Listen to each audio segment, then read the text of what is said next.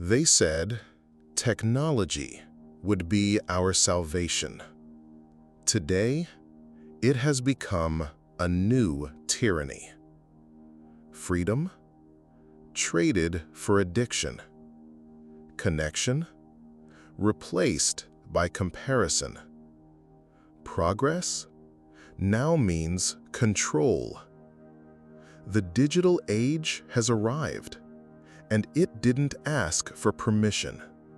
It invaded your mind, hijacked your calm, and turned your presence into continuous distraction. You're no longer the master of yourself. You're a product, your data, your engagement.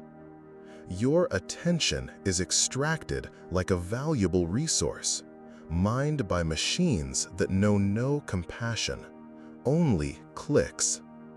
And before you realize it, your energy is drained, your mind scattered, your soul weakened.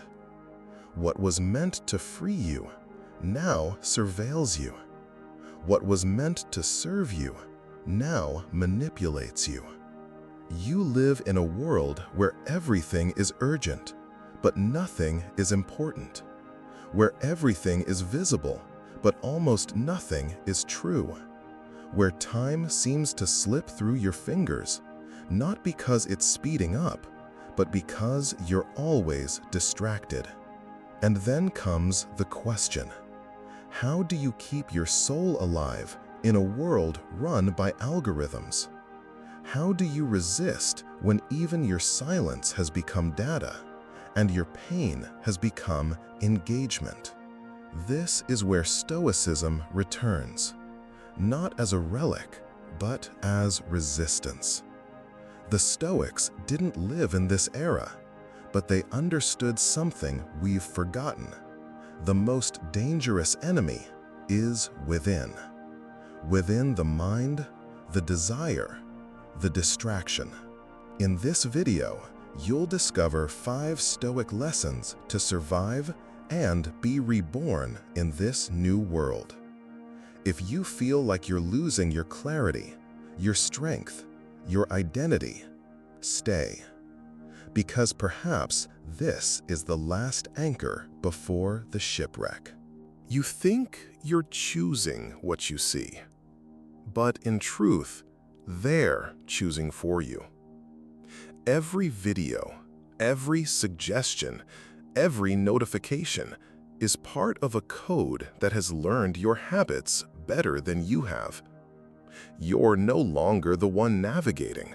You're the one being navigated. Epictetus said, "It's not things that disturb us, but the opinion we have about them." But what happens when even your opinion was shaped before it was born? When your ideas, your desires, your beliefs are molded by invisible stimuli? You're not free when you react to everything. You're just a reflection, predictable, manipulable, tamed. Algorithms don't just deliver content, they shape your thinking. They show you what you already believe. They reinforce your passions. They inflame your fears. And this traps you in a cycle, an emotional confirmation bubble. You think you're informed, but you're just being fed. You think you're in control, but you've been trained like Pavlov's dog, chasing digital rewards. Marcus Aurelius warned, "What's outside of you should never control your soul." But today, even your most intimate thoughts have been outsourced. Stoicism reminds us we are only free when we control our responses. And in the digital age, that means questioning everything you're handed. Do you want to reclaim your freedom? Then start here. Doubt what excites you. Question what outrages you. Observe what captures you. Because what captures your attention is programming your mind. And if you don't break the code, your soul will become a machine's extension. The next step is to break this cycle, and it starts with silence. In the next block, we'll talk about the power of not reacting. In the digital age, everyone is shouting. Everyone wants to reply. Everyone wants to be right. And that's exactly what makes you weak. Because real power is in silence. Not in staying quiet out of submission, but in remaining silent by choice, by strength. Reacting to everything is living like a wounded animal, impulsive, predictable, easily controlled. But when you observe without responding, when you feel without rushing, you become a mystery, an abyss, a danger, because no one can manipulate someone who doesn't react as expected. Epictetus said, "If someone provokes you, remember, it is your response that gives them power."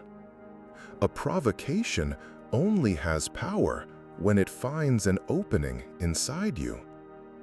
The algorithm tests this constantly. It shows you what irritates you, what divides you, what stimulates you, not to inform, but to trigger a reaction. Because every one of your reactions is valuable. One more data point for the system to decode you. But the Stoic doesn't react. He chooses. He breathes before acting. He sees chaos around him, but moves like someone walking through a temple. He is not at war with the world, but with his own inclinations. Next time something hits you, pause, not out of weakness, but out of mastery. When you don't react, you break the pattern. You escape the trap. And the digital world, which survives on impulses, doesn't know what to do with someone who refuses to respond. This is the first step to becoming unpredictable. But what comes next takes even more courage: being alone. Today, being alone is seen as a flaw, as if silence were a sign of weakness. If you don't post, if you don't reply, if you don't participate, you are forgotten, canceled, ignored. But it's in that forgetting that Stoic power is born. Because real solitude is not the absence of people. It is the presence of yourself. Marcus Aurelius spent hours reflecting in silence. He ruled the most powerful empire in the world, but his mind was anchored in solitude. And why? Because only when we are alone do we truly see who we are. Only when the noise stops can we hear the truth the world tries to bury. The system addicts you to other people's presence, to approval, applause, reaction. But the Stoic learns to feed on silence. He doesn't need to be seen to exist. He doesn't need to be validated to have value. Solitude becomes armor when you choose it. When you close the door, not to escape, but to strengthen yourself. While the world drowns in empty interactions, you go deeper.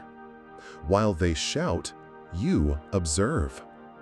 While they run, you sit and listen to what no one else dares to hear: your own conscience.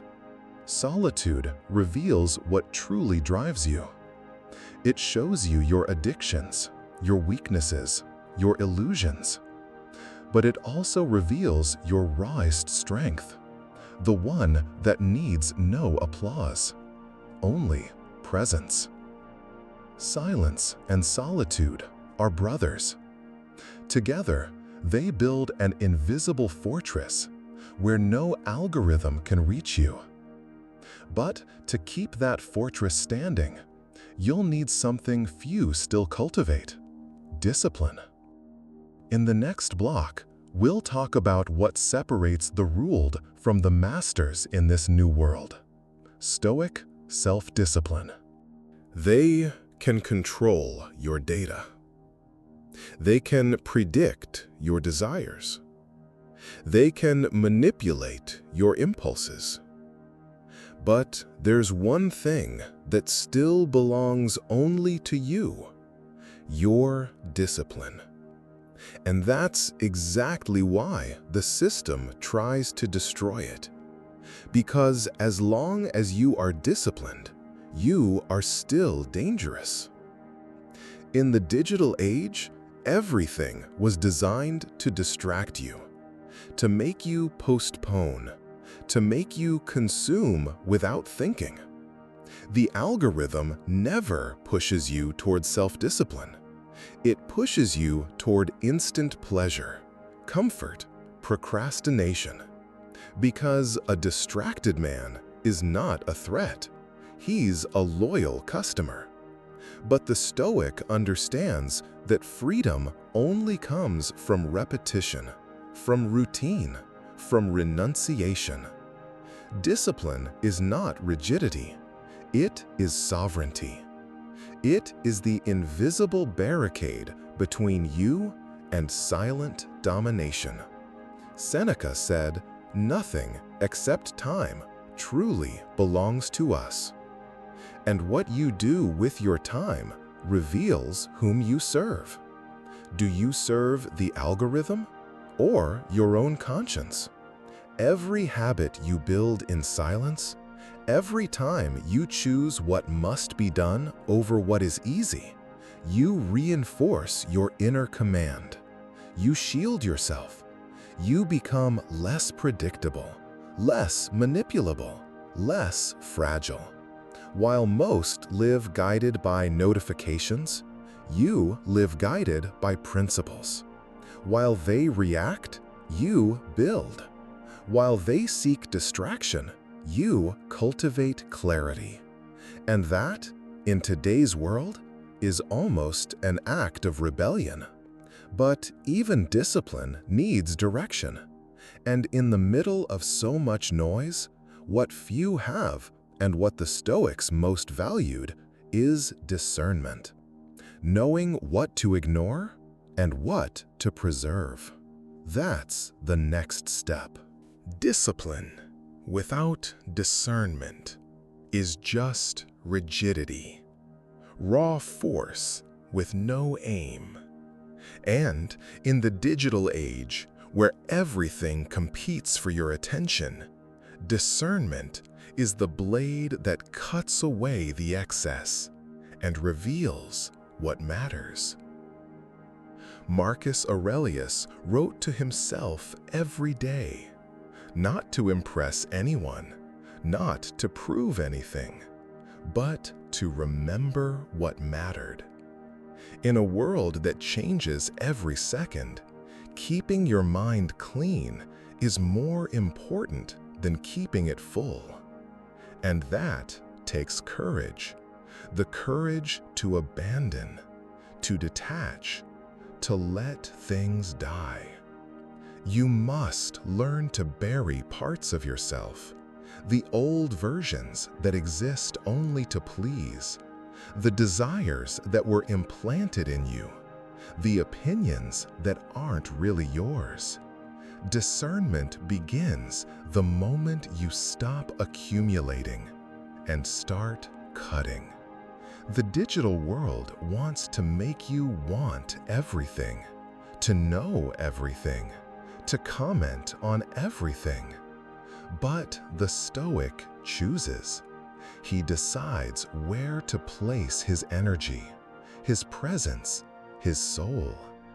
He knows that attention is life, and so he doesn't waste it. Knowing what to ignore is just as valuable as knowing what to pursue. And sometimes what you need isn't more information, but more silence, more inner space, more courage to let go. In the end, discernment is an act of faith. Faith that what you don't feed dies, and what you protect with presence grows. Now that you've seen how to resist, the question is, will you go back to sleep, or will you remain awake? You live in an age where everything pushes you away from yourself, toward noise, toward addiction, toward haste, where the algorithm knows you better than your parents, where your identity is fragmented into clicks, preferences, and impulses. But you are not code. You are not data. You are not a digital reflection. You are still presence. You are still flesh. You are still awareness. The Stoics never faced artificial intelligence, but they faced something even more dangerous: internal collapse. They knew that it doesn't matter what the world becomes. What matters is what you become in the midst of the world. Today, the greatest resistance is not political nor ideological. It is spiritual, philosophical, internal. The true revolution begins when you choose to remain whole in a fragmented world, when you master your attention, when you protect your silence, when you learn not to react, to discipline yourself, to discern. You don't have to escape the digital age, but you do have to become someone who doesn't drown in it. If this touched something inside you, don't ignore it. Like the video, leave a comment telling me what struck you the most. Share it with someone who's getting lost and needs to wake up. And if you feel that you need more messages like this, subscribe to the channel now. Here, you won't hear what's trending. You'll hear what saves. Because maybe this isn't just a video. Maybe it's a warning, a whisper in the heart of the noise, a reminder that even in the age of machines, your soul was never meant to be replaced.